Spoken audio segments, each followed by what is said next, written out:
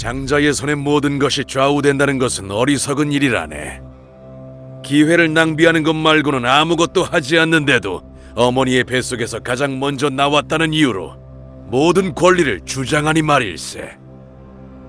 가끔은 무능한 형제를 폐위시키고 그 자리에 대신 오르는 것이 둘째의 의무인 법. 나도 그런 사람 중 한 명이고 젊은 친구 그대도 언젠가 그런 사람이 될지도 모르지. 하지만 나조차도 도로스 대왕과는 비교할 수가 없네.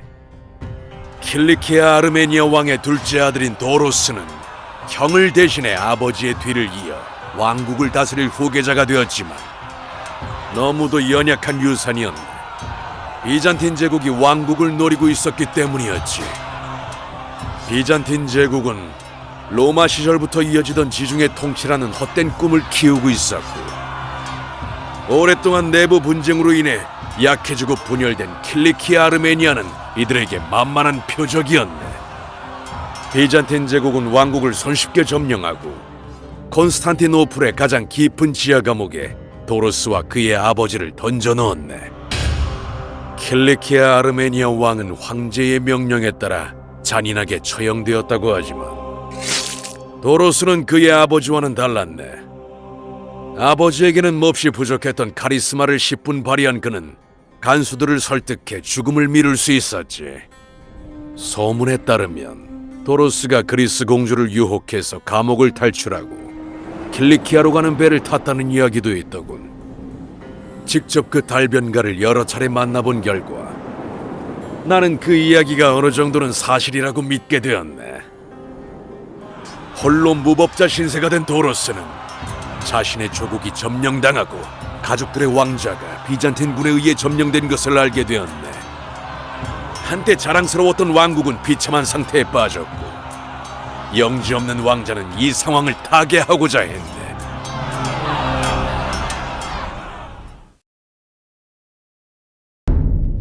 도로스가 형제들과 바카성의 흉벽 위에 루벤 왕조의 겁없는 사자 깃발을 올렸을 때 누구보다 자신이 무적이라고 느꼈을 테지.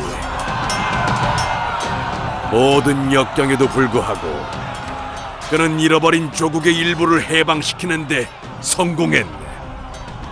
비잔틴 황제는 굴욕을 당했지. 분노에 휩싸인 그는 오랫동안 도로스의 가문을 적대해온 헤투미드와 접촉하기 위해 첩자를 파견했네. 그러자 황제가 바랐던 대로 두 가문이 왕국을 장악하기 위해 싸우기 시작하면서 킬리키아는 내전에 휩싸였네.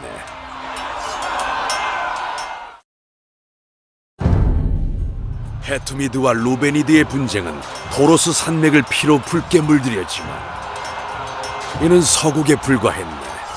더 큰 학살이 기다리고 있었지. 비잔틴 황제는 12,000명의 병사를 이끌고 약해질 대로 약해진 킬리키아로 진격했네. 실망스럽게도 도로스에게 충성을 맹세했던 많은 귀족들이 탈영해 비잔틴 침략군에 합류했지. 도로스는 동생 물레의 간언을 듣고 휴전을 제안하기 위해 사자를 보냈지만 돌아오는 것은 조롱밖에 없었다네. 네 약소한 왕국을 산산조각 내서 가루로 만든 다음 비명을 지르던 네 아버지처럼 내장을 뽑아주마 라고 말일세. 대부분의 통치자들은 그런 역경 앞에서 무너지고 말았을 테지만 도로스는 평범한 사람이 아니었지.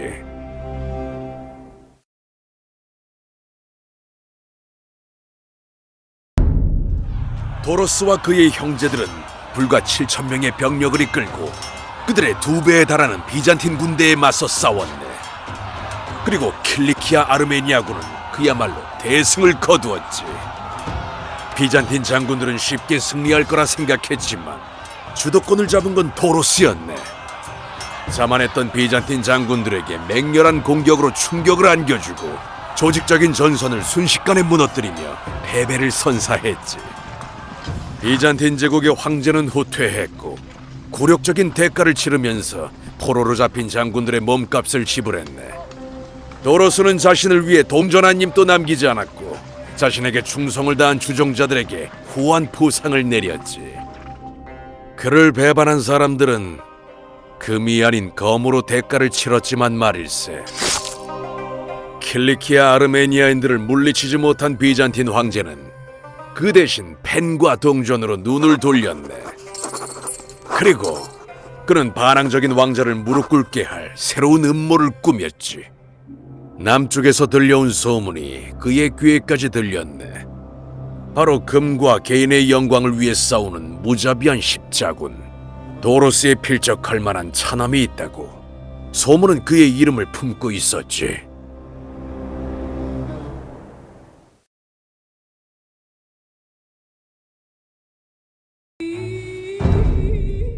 성지로 출발한 십자군 중 대다수는 주님의 빛이 그들을 이끄신다고 믿어 의심치 않았네. 우리 가운데 덜 멍청했던 이들은 그 빛의 근원이 주님이 아니라 이교도의 금고에 잠들어 있는 금이라는 것을 알고 있었지만 말일세. 얼마 지나지 않아 신의 음성은 대부분의 기사들을 유럽에 있는 안락한 영지로 다시 불러들였고, 그들은 재빨리 그 음성에 따랐지. 하지만 나는 성지에 계속 남아있기로 했네. 도로스와 마찬가지로 나는 둘째로 태어났기에 프랑스에 나를 기다리고 있는 큰 유산이 없었네. 도로스가 황제 앞에 무릎 꿇기를 거부한 것처럼 나 역시 그 어떤 기사단의 대장도 섬기고 싶지 않았지. 나는 내 이름을 알리기 시작했네. 내 기사들은 아라비아 사막에 사라센 무역로를 황폐화시켰고, 심지어 성스러운 도시 메디나와 메카를 습격하기까지 했네. 나는 그리스도인 형제들의 분노를 산 걸세. 그게 바로 나만의 규칙이었지. 그들은 나더러 야만인의 도적이라고 했지. 하지만 겁쟁이처럼 안전한 성에 숨어서 싸우는 영주들의 말에 굳이 귀 기울일 필요가 뭐가 있겠나. 이교도 어머니가 무서운 이야기를 교훈 삼아 자식들에게 겁을 줄 때마다 그 입에 오르는 이름은 그 자들의 것이 아니니 말일세. 바로 이 몸, 십자가의 악마 르노 드 샤티형의 것이지. 이 무시무시한 명성은 널리 퍼져 이윽고 비잔틴 황제의 관심을 끌었네.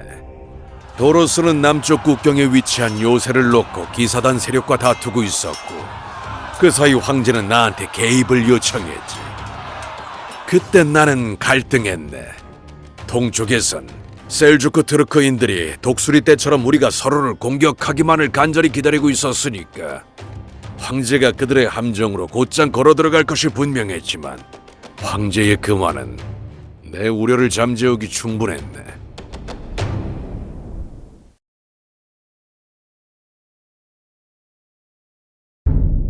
추종자들의 충성심을 사야 하는 이들은 언제나 빚을 갚아야만 하는 법. 비잔틴 제국의 황제는 이 교훈을 전혀 깨우치지 못한 것 같았네. 내 쪽에서 거래 조건을 완수한 후 내가 흘린 피에 대한 보수를 기다렸지만 헛된 일이었지. 황제가 너무 많은 것을 약속했던 건지 애초에 보수를 지불할 생각이 전혀 없었는지는 사실 그다지 중요하지 않았네. 그는 자기가 고용한 소위 도적이라는 놈과의 계약을 파기했고, 그에 따라 나는 기꺼이 그 이름에 걸맞은 행동을 보여준 것뿐이니까. 마땅히 받기로 약조한 것을 받지 못한다면 힘으로 받아내고야만 한다. 그런 점에서 보면 도로스와 나는 참 많이도 닮았었지.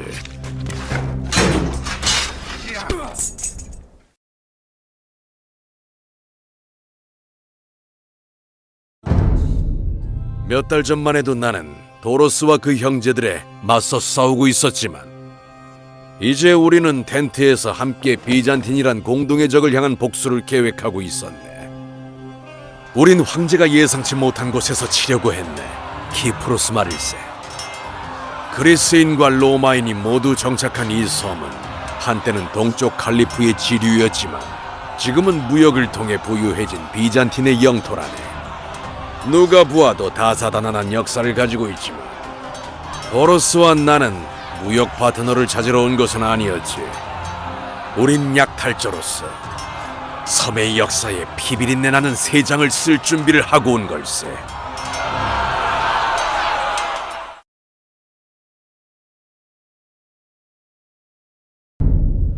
키프로스는 3주 동안 우리의 칼날과 횃불 아래에서 고통을 받았네.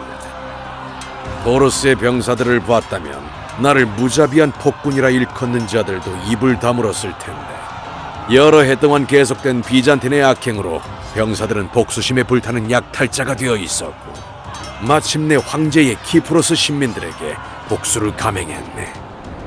새로 건조된 비잔틴 함대가 우리를 향해 오고 있다는 소문이 전해지고 난 후에야 우리는 습격을 포기했지만, 이미 살아남은 키프로스인들의 몸값을 받아낸 후였지. 도로스와 나는 배 아래 갑판에서 함께 웃고 왁자지껄하게 축하했네. 키프로스에서 가져온 전리품이 우리를 에워싸고 있었지. 금을 얼마나 많이 약탈했는지 그 무게 때문에 배가 전복될까 두려울 지경이었네. 우린 황제가 습격의 배후에 우리가 있었다는 사실을 알게 되면 얼마나 분노할까 상상해보았지. 하지만 우리가 거둔 성공에도 불구하고 나는 도로스의 눈에서 지친 기색을 읽을 수 있었네. 그는 수십 년을 싸워왔고 앞으로도 수십 년을 더 싸워야 할 것 같았네. 나 같은 전사한텐 축복과 다름없는 일이지만 그에겐 저주나 다름없던 걸세. 언젠가 그가 감당할 수 없을 정도로 큰 부담이 되는 것은 아닐지 걱정이 되었네.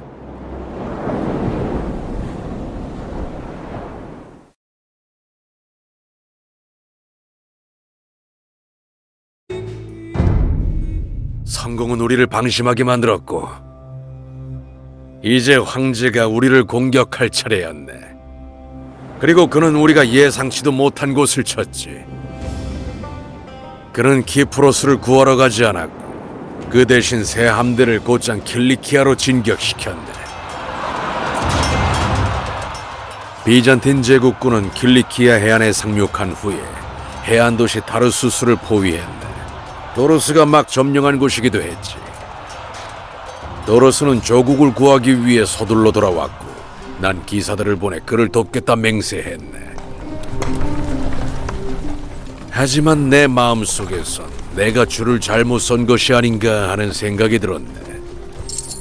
황제의 사절들이 내 진영에 도착했을 때 그들이 내민 황금 더미 하나하나가 처음에 갖고 있던 의심에 무게를 더했고 마침내 내 실수를 완전히 깨닫고야 말았네. 도로스의 친척들 역시 같은 의구심을 가지고 있었네. 그들 또한 비잔틴 제국의 흠잡을 데 없는 논리에 설득된 거지. 그들은 별 수 없는 반역자였으며 가장 많은 황금을 주는 이의 편에 섰네. 그리고 또 그런 점에서 우린 참 많이도 닮았었지.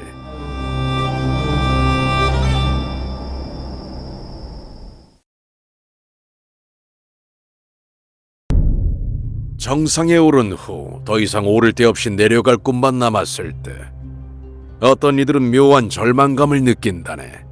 자신이 이룬 모든 성취에 덧없음을 깨달은 것처럼 말일세. 도로스와 같은 사람들도 마찬가지지.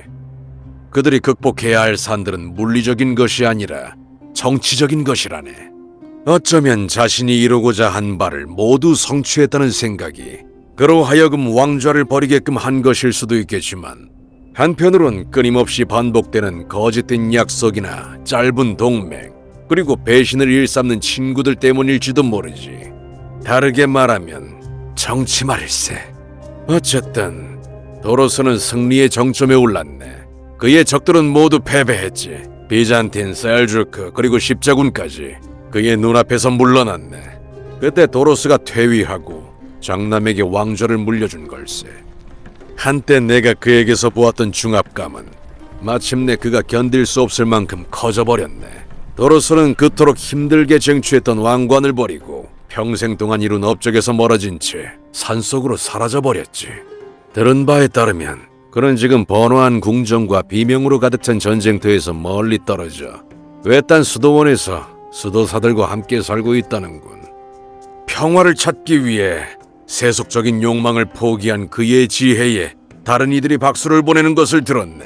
만약 그것이 지혜라면 나는 지혜로운 사람이 아니며 앞으로도 그럴 걸세. 나는 과거에나 미래에나 거침없는 전사이며 매번 주인을 바꾸는 하인이자 끊임없이 가면을 바꾸어 쓰는 기회주의적이고 무자비한 용병으로 남을 것이네. 그런 점에서 도로스와 난 전혀 닮지 않았군.